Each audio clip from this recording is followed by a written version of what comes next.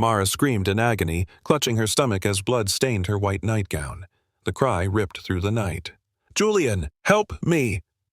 Julian rushed to her, his heart stopping cold. He lifted her into his arms, running through the freezing rain, begging for a miracle. But hours later, the doctor stepped out, his eyes heavy, his voice sharp as a blade. "We're very sorry. The baby didn't make it." Julian collapsed. The world collapsed with him. Amara left, carrying a broken heart. And a silence nothing could fill. 3 months later, 11:47 p.m. Julian's phone rang, shattering the stillness of his penthouse. The doctor's voice trembled.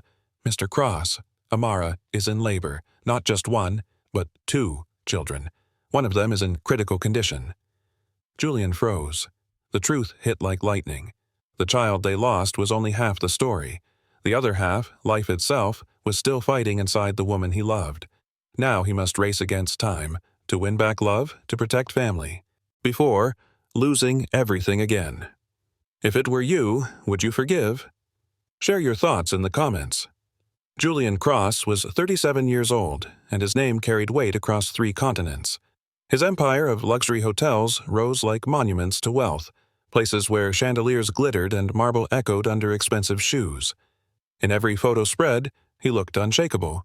Sharp jaw, cold eyes, perfectly tailored suits. But when the lights went down and the applause faded, there was only silence. He had boardrooms filled with men who nodded, assistants who obeyed, investors who worshipped numbers. Yet none of them knew him, not really. Julian had once believed success would protect him from loneliness. That money could shield him from the ache of being unwanted. But nights alone in his glass tower told a different story. He could conquer markets, crush rivals, and still return to an empty home where even the echo of his own footsteps felt too loud. People called him ruthless. They said he lived for power. Maybe it was true. Or maybe it was easier to wear that mask than admit how hollow life had become. Behind every deal, every triumph, there was the same question he never allowed himself to ask. What good was all of it if he had no one to share it with? His office stood on the 72nd floor of Cross Tower, overlooking Manhattan like a throne above ants. Down below, millions hurried through the city streets. From his height, they looked small, manageable, insignificant.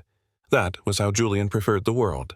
Under his control, the walls of glass gave him everything he thought he wanted, a kingdom of steel and light. Silence that no one dared break.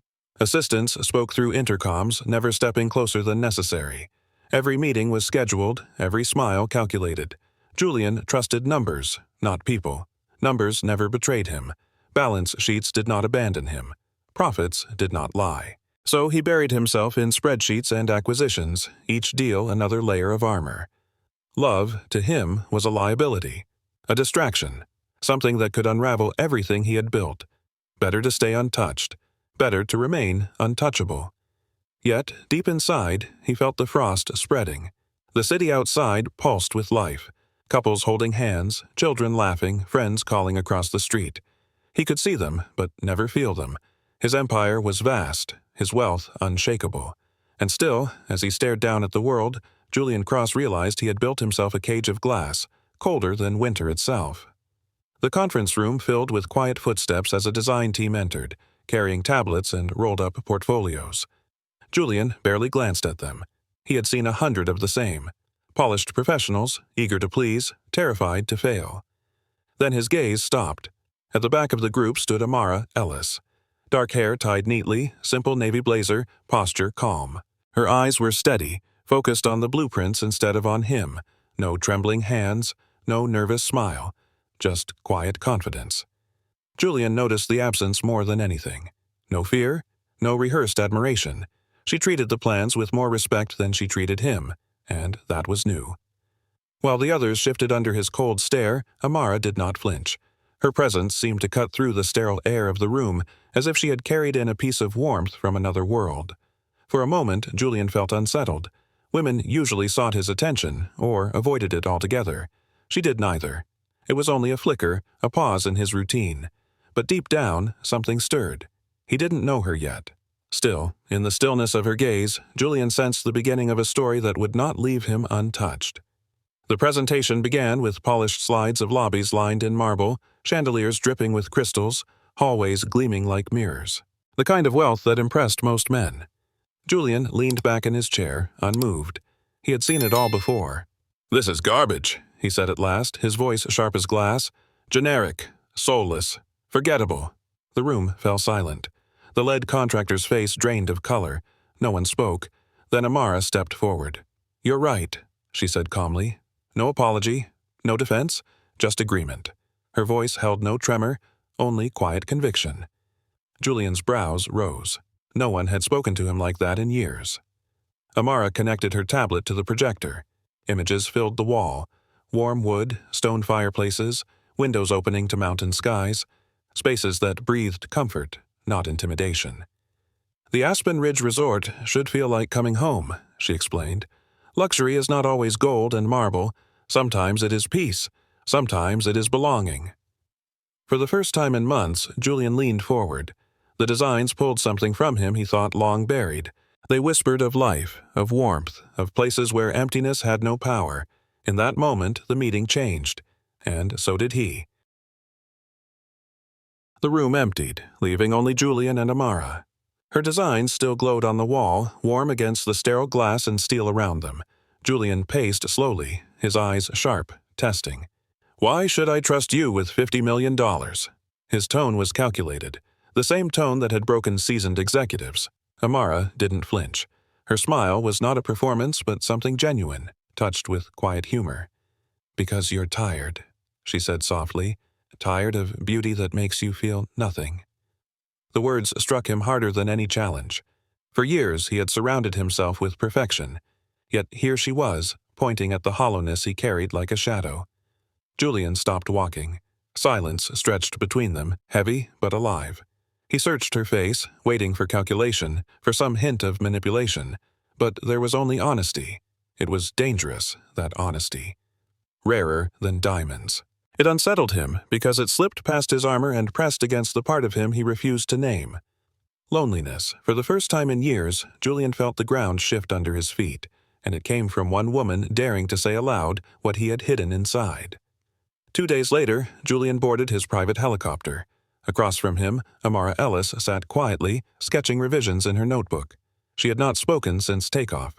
Most people filled silence around him with nervous chatter or hollow praise. Amara did not. She was absorbed in her work, as if his wealth, his power, meant nothing. Julian studied her, the hum of rotor blades filling the space between them. "You're not impressed by helicopters," he said finally. "I'm more interested in what we're building than how we get there," she replied, still sketching. Then, with the faintest trace of humor, "Unless you always travel with your architects, am I getting special treatment?" Her tone was light but not flirtation. It was something different, something that brushed against the walls he had built. For a moment, Julian almost smiled, but then he caught himself, retreating to his controlled expression. "I don't trust projects unless I watch them unfold." Amara looked up at him then, steady, unafraid. "Fair enough," she said, "but I work better when I'm not treated like a suspect." The words lingered, calm, honest, unshaken. And Julian realized she was unlike anyone he had ever brought into his world. The helicopter descended into the valley where Aspen Ridge was rising from stone and pine. Half-built structures stretched across the land, skeletons of what would soon become luxury. Mara stepped onto the gravel without hesitation. She moved toward the main building, her boots crunching, her eyes scanning every detail. Julian followed, intrigued despite himself. "The foundation is solid," she said, running her hand along a stone wall. Then she stopped, pointing to a row of windows. "But these are wrong. They chase the view, not the light. In winter, half the rooms will sit in shadow." She pulled out her tablet and redrew the angles, quick strokes reshaping months of planning. Her hands were precise, her focus intense. Julian frowned, though without his usual sharpness. "That means tearing down 3 weeks of work." "It means building something worth remembering," Amara answered calmly. "Your call, fast or right?" The foreman, Dalton, approached with concerns. Yet even he paused to watch Amara crouch by the future pool, measuring with her hands. She spoke to every worker she met, listening, questioning, respecting. Julian stood back, watching her connect with people he barely noticed. And against his will, he felt something shift. Admiration. The helicopter would not return for an hour. Julian suggested coffee. Amara raised a brow, surprised, but agreed. 10 minutes down the mountain, they entered a small diner with red vinyl booths and checkered floors. Julian almost recoiled. He lived in a world of Michelin stars and private dining rooms. But Amara slid into a booth like she belonged there. She ordered black coffee and apple pie. "You've been here before," Julian observed. "Last week," she said. "Mabel makes the best pie in 3 counties. You should try it." "I don't eat sugar." "Of course you don't." Her smile was gentle. "Discipline builds empires, Julian. Joy builds lives. They aren't enemies." She pushed the plate toward him. "One bite won't destroy your empire." Against reason, Julian lifted the fork. The pie was warm, sweet, with cinnamon that awakened a memory long buried. A kitchen from his childhood. Laughter. Safety. He had not tasted joy in years. Yet, here it was, offered casually across a table in a diner that smelled of coffee and frying oil. For the first time, Julian wondered if his empire had cost him more than he could ever admit. Julian set down the fork, his chest tight. He wanted to dismiss it, to fold the moment away as insignificant. But Amara was watching him with quiet curiosity. Not pity, not admiration. Just presence. He realized then he felt seen, truly seen in a way that had eluded him for years. Not as the billionaire, not as the empire, simply as a man who had forgotten the taste of pie. Amara spoke of her childhood in Colorado, of hiking trails and hand-built cabins, of her dream to design spaces that felt alive. Julian listened, more than he had listened to anyone in years. Her voice carried warmth, unguarded. When he spoke of the resort, he heard himself sharing not numbers but hopes, a vision of creating something that would matter beyond profit. Amara smiled at him then, not the polite curve she gave in meetings, a real smile, unguarded, soft, almost luminous. Something cracked inside Julian, like ice under spring sunlight. Small, but undeniable. He caught himself almost smiling back. Almost, until he remembered who he was supposed to be. But the crack remained, and it frightened him more than any business risk ever had. Days later, a storm blanketed Manhattan in white. Streets turned quiet. The city softened under snow. Amara could not reach her studio, so she requested to work from Julian's office. Without thinking, he said yes. Within an hour, a conference room near his own had transformed. Sketches spread across tables. Fabric swatches lay beside her laptop. A thermos of soup rested near stacks of material samples. Julian paused at the doorway. Amara wore a soft sweater instead of her blazer, her hair loose, glasses perched on her nose. The room looked alive in a way his sterile office never had. "The storm will last all day," he said. "You could have worked from home." "I wanted to show you something," she replied. She turned her screen toward him, a new rendering of the resort lobby. It was warmer, more intimate, shaped by details he had once spoken only in passing. "This is—" Julian struggled. "This is exactly what I imagined but could never say." "That's my job," Amara answered simply. "To take what you dream and make it real." The snow fell outside, but inside, Julian felt the first stirrings of something he had never trusted, hope. By noon, the smell of soup filled the room. Amara opened her thermos, ladling it into 2 containers. Vegetables, herbs, broth rich and steaming. "When's the last time you ate something not prepared by a private chef?"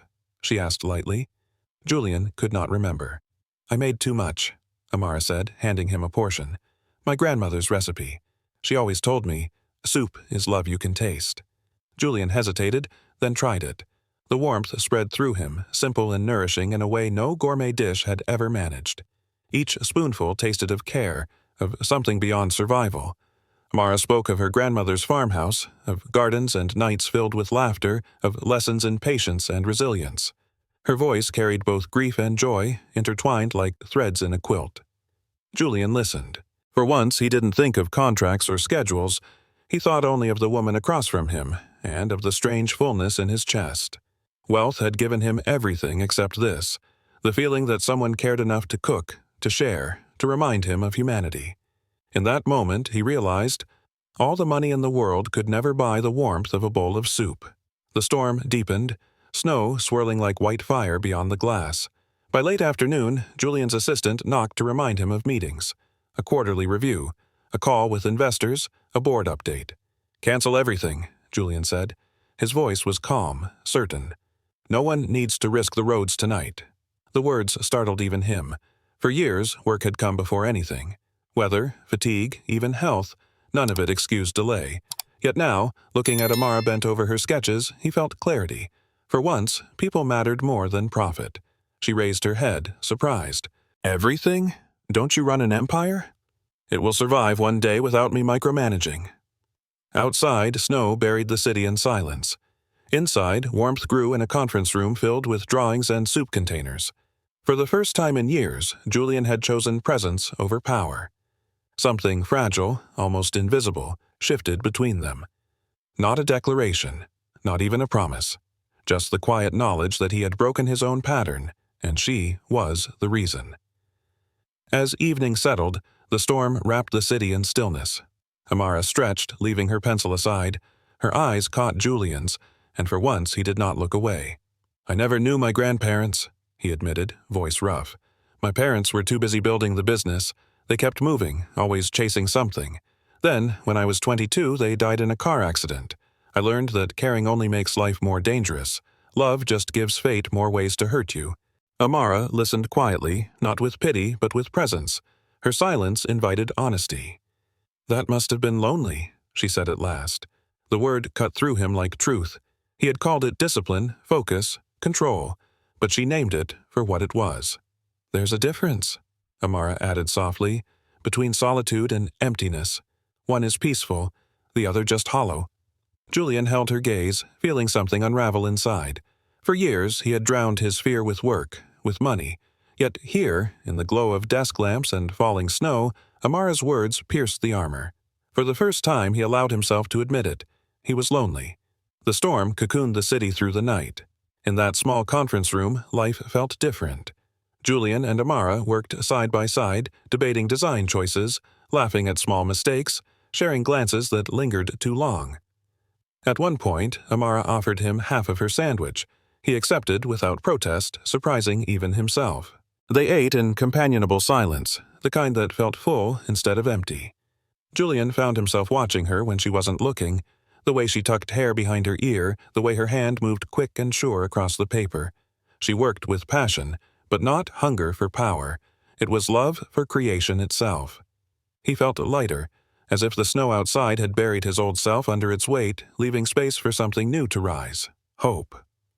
Amara looked up, caught his eyes, and smiled. It was small, but it held the possibility of spring in the dead of winter. That night did not end with grand gestures or declarations. Only quiet laughter, shared warmth, and the fragile beginning of something that both terrified and comforted Julian Cross. The warmth of that snowstorm lingered for days. But one evening, as they worked late, Amara's phone rang. She glanced at the screen and her face changed. Color drained. Her hands trembled. "My father fell," she whispered into the phone. "Internal injuries. I need to get to Denver." Julian froze, then moved with sudden urgency. He called his assistant, voice steady but sharp. "Prepare the jet. Call Dr. Morrison. Find me the best trauma surgeon in Colorado." "Julian, no. This is too much," Amara protested. "You don't have to—" "Yes, I do," he interrupted. His gaze was firm, softer than she had ever seen. "Your father is hurt. Nothing else matters." Within an hour, they were in the air. Amara sat silent, staring out the window, her fingers wrapped around a cup of untouched tea. Julian sat beside her, close enough to offer comfort, but silent enough to respect her fear. He watched her fight for composure, and something inside him shifted. For once, his wealth was not about power or control. Tonight, it was about care. And for the first time, Julian Cross used his empire not to protect himself, but to protect her. The hospital in Denver smelled of antiseptic and sleeplessness. Amara's mother waited with red-rimmed eyes. The surgery went on for hours. Julian stayed, not in the lobby, not in a car outside. He sat with Amara through every minute, his hand steady near hers, his voice quiet when she faltered. He had never done this before. His nights were usually spent in boardrooms, at gala dinners, in penthouses of glass and silence. But now, he sat in a plastic chair in a fluorescent hallway because she needed him. At 2 a.m, Amara's father was declared stable. Relief washed over her, leaving exhaustion in its place. She drifted asleep in the hard chair beside her father's bed. Julian remained awake, watching her face soften in sleep. Her strength, her fragility, the quiet way she carried everything. For the first time in his adult life, Julian Cross stayed awake all night, not to save a deal, but to stand beside a woman. And as dawn bled through the hospital windows, he realized he did not regret a single second. Morning came slowly. Amara woke to find her father resting, her mother calmer, the worst behind them. When she stepped into the hallway, Julian was there, speaking quietly with the surgeon he had summoned. She approached, weary but grateful. "You didn't have to stay." "I had nowhere else to be," Julian answered simply. Their eyes met. The corridor was filled with nurses, doctors, the hum of machines. Yet for a moment, the world narrowed to just them. "You haven't slept," Amara whispered. "Neither have you." He hesitated, then added, "I'm used to it." Amara looked at him, really looked, and in his guarded eyes she saw something raw, something that frightened him more than failure ever could. Feeling. Her voice softened. "Julian." He cupped her face carefully, as if afraid she might break. "I know this complicates everything," he murmured. "I know we work together. I know it's wrong, and—" She rose on her toes and kissed him. It was not polished or perfect. It was hesitant, trembling, filled with exhaustion and unspoken truths. But it was real. For the first time, Julian let the walls fall, if only for a moment. The weeks that followed were unlike anything Julian had known. Amara returned to New York, but distance did not silence them. Every evening, when work was done, he called. At first, it was to ask about her father's recovery. Soon, it became something more. She told him about the stars over Colorado, about her mother's stubborn garden, about the porch swing where she sat as a child. He told her small things he had never noticed before, his driver humming jazz under his breath, his assistant's habit of angling his coffee cup the same way every morning. Their conversations slipped past business into the quiet corners of life. And in those corners, Julian felt something he had never allowed himself to feel: ease. When Amara laughed, he caught himself smiling. When she asked about his day, he wanted to answer honestly. The man who had built walls of steel now found himself wanting to open doors. He realized with quiet astonishment he no longer wanted to perform. He wanted to live, and for the first time he wondered if living meant being real with her. On a Friday evening, Julian appeared in the conference room doorway as Amara packed her sketches.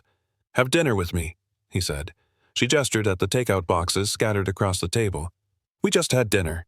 "Not work, not takeout. Dinner," he clarified. Later, he led her to a small Italian place tucked underground on the Lower East Side. The red checkered tablecloths, the aroma of bread still warm from the oven, everything was far from the luxury he usually flaunted. "I used to come here with a friend years ago," Julian admitted. "I remembered it." Amara studied him, then smiled softly. "So tonight you didn't bring me somewhere to impress me?" "No." His voice was steady. "I brought you somewhere that felt real." They ate simple pasta, shared wine, and spoke not of contracts but of dreams. Amara confessed she could never do casual. Julian listened, then reached for her hand across the table. "I don't want casual either," he said. "Not with you." It was not a grand gesture, but in that small restaurant, with flowers still dusting the waiter's apron, a quiet truth was spoken. The taxi climbed to Julian's tower, the glass building that scraped the Manhattan sky. His penthouse opened with polished silence. Floor-to-ceiling windows, furniture like museum pieces, art without warmth. Amara walked slowly inside, her eyes sharp but kind. "It's beautiful," she said, then paused. "But it doesn't look like anyone lives here." Julian tried to smile, but it faltered. "I travel a lot. I avoid things that tie me down." She touched the edge of a glass table. "Or things that remind you you're human." Her words hit deeper than she knew. The emptiness of the space reflected the emptiness inside him, every surface perfect, every corner silent. "I live ready to disappear," he admitted at last. The confession tasted bitter, but freeing. Amara stepped closer, her presence softening the cold air. "You don't have to disappear with me here," she said. Julian's chest tightened. No one had ever spoken to him that way. No one had looked past the empire and into the man. That night, his penthouse ceased to be only a fortress. For the first time, someone had dared to call it, and him, empty. They sat on the couch, the city spread below in lights and silence. Amara tucked her legs beneath her, wine forgotten in her hand. Julian's gaze lingered, heavy with unspoken truth. He drew in a breath, then let the words fall. "I think I'm falling in love with you, and it terrifies me." Silence stretched. Amara's eyes softened, not with shock but with understanding. Being terrified isn't always bad, she said gently. Sometimes it just means it matters. Julian looked at her, every mask stripped away. He was not the Empire now, not the billionaire in control. He was a man confessing fear, craving connection. Amara reached across the space, laying her hand on his. You don't have to be fearless, Julian. You just have to be honest. For a long moment, he could only breathe, the city pulsing beneath them like a heartbeat. Then he drew her into his arms. The kiss they shared was not tentative. It was full of surrender, of risk, of the fragile courage to believe in love. And for Julian Cross, fear had never felt so alive. For 3 months, their world shrank into something private and fragile. No tabloids, no public dinners, no headlines. Just quiet mornings and late nights. Julian slipped from meetings to call Amara. She sent him sketches of cabins, staircases, small details that carried her touch. He laughed more in those months than he had in the last decade. They built a rhythm, shared breakfasts, walks in the park when the city lights softened, hours curled together in his penthouse where the emptiness no longer felt suffocating. They did not speak of forever, but every glance carried its promise. In Amara's presence, Julian found not distraction, but peace. For once, love was not weakness, it was refuge. And yet, beneath the sweetness, Julian felt a tremor. The more he let her in, the more he feared losing everything if she left. He carried the fear silently, hoping she never saw it. But Amara noticed. She always did. She touched his hand one night and whispered, "Stop thinking. Just be here." For 3 months, he tried. For 3 months, he almost believed happiness could last. It was a Thursday when Amara placed the test on the counter. 2 lines. Clear. Unmistakable. Her breath caught. She touched her stomach, overwhelmed by fear and awe. She had never planned this, never imagined carrying a child. But as shock faded, determination grew. This was her choice. Her child. Her responsibility. When she told Julian, his reaction cut deep. He froze, color draining from his face. "A child?" His voice trembled with disbelief. "Amara, this could destroy everything. The press, the investors, my board." "It's not about them," she said firmly. "It's about life, about us." Julian turned away, pacing. Fear coiled inside him, sharper than any deal he had ever risked. He thought of his parents, of sudden loss, of how love made life fragile. The idea of fatherhood felt like a chain around his chest. "I can't." His words broke. Amara's heart cracked, but her resolve did not. "Then I'll do this alone." In that moment, 2 lives shifted. One chose courage, the other chose fear, and between them grew a distance that love alone could not bridge. The days that followed were hollow. Amara moved back to Brooklyn, her heart heavy but resolute. She carried the life inside her as both burden and blessing. Julian buried himself in work. Meetings stacked on meetings, contracts signed without joy. At night, he drowned in whiskey, staring at city lights that once symbolized triumph but now looked like cold stars. Weeks later, Amara collapsed in her small apartment. The hospital confirmed what she already feared. She had lost the baby. The word miscarriage sliced through her like a blade. She wept silently, alone. Her mother held her, but no comfort could fill the emptiness. The child, who had barely begun now, belonged only to memory. Julian heard through a brief, stilted call. He said nothing. He felt everything. Guilt clawed at him, yet pride kept him from reaching out. Instead, he drank more, hid deeper. His empire stood unshaken, but inside, he crumbled. Love had asked him to be brave. He had chosen fear. Now he was left with silence, a glass in his hand, and the haunting knowledge that his choices had cost him both Amara and the child they would never meet. 6 months passed. The distance between them felt final. Amara rebuilt quietly, keeping her grief close. Julian buried himself deeper, but no deal erased the ache. Then, one night, his phone rang. A number from Denver. A nurse's voice on the line. "Mr. Cross? She's in labor. You need to come. And it's twins." Julian's glass slipped from his hand, shattering on marble. "Twins?" His voice was hoarse. "That's impossible. I thought—" "She carried to term. She's in critical condition. If you want to see them, come now." He stood frozen, his empire meaningless in that moment. Fear surged like fire through his veins. The woman he had abandoned, the life he thought gone, suddenly both waited for him in a hospital room. For the first time in years, Julian Cross ran. Through hallways, to the waiting car, to the jet fueled for midnight flight. Every second echoed with one truth: he might already be too late. The man who had chosen power over love now raced against fate, desperate to hold on to the only thing that could still save him: family. The hospital room was chaos. Alarms, masked nurses, the sharp command of doctors. Amara lay pale under harsh lights, her breath ragged. One infant had already been delivered. The second was in distress, the cord wrapped cruelly. Julian burst through the doors, security trailing behind. He froze at the sight of her, then surged forward. "Save them!"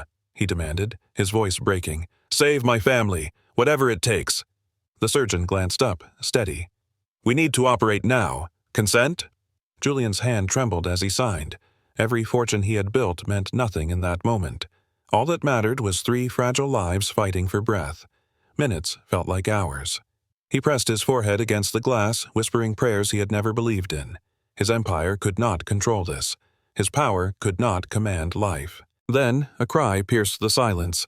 Thin, desperate, alive. One twin, then another. 2 voices, ragged but real. Julian's knees buckled. Tears blurred his vision. He had nearly lost them, and in that moment he knew he would never let them go again. A nurse placed the swaddled infants in his arms. Julian looked down at them, their tiny faces scrunched, their cries filling the sterile air. His chest shattered open. "I'm your dad," he whispered, voice breaking. "I'm sorry. I should have been here sooner. I will never leave you again." Tears fell freely, unchecked. For the first time, Julian Cross wept without shame. When he looked up, Amara's eyes met his. She was weak, her face pale, but her gaze was steady. In that look, he saw forgiveness he did not deserve and love he thought lost forever. He moved closer, laying the twins gently beside her. "I was a coward," he said, choking on the truth. "But if you'll let me, I'll spend the rest of my life proving I can be the man you and our children deserve." Amara's hand found his. Tears slid from her eyes, mingling with his. "Then be here," she whispered. He pulled a small box from his pocket, clumsy with trembling hands. "Marry me, Amara." In that room of cries and tears, her answer came not in words, but in the way she held his hand and refused to let go. Sunlight spilled across Aspen Ridge, now complete. The resort stood proud among the mountains, wood and stone blending with sky and pine. But inside, the true legacy was not architecture. Laughter echoed through the lobby. 2 toddlers chased each other across polished floors, their small feet slapping against the stone. Julian followed clumsily, catching one in his arms while the other clung to Amara's dress. "Slow down," he called, laughing. The sound surprised him still. Light, unguarded. Mara smiled, her hand brushing his. "They're just like you, always running toward the impossible." He kissed her forehead, the empire forgotten in that moment. For years, his life had been measured in profit margins and stock prices. Now, it was measured in giggles, bedtime stories, and the warmth of family dinners. The resort had opened to acclaim, a triumph by every measure. But to Julian, its greatest success was that it stood as proof of change. He had not only built walls and roofs, he had built a home. For the first time, Julian Cross no longer feared disappearing. He had roots now, and they were 2 children with his eyes and 1 woman who had saved his soul. The story of Julian Cross was not about wealth, not about power, not even about redemption.